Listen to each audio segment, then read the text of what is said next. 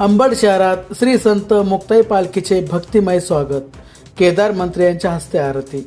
अंबड शहरात श्री संत मुक्ताई पालखीचे सोमवारी भक्तिमय वातावरणात आगमन झाले. शहरातील भाविकांनी पालखीचे उत्साहात स्वागत केले. यावेळी केदार मंत्री यांच्या हस्ते पालखीची विधिवत आरती करण्यात आली.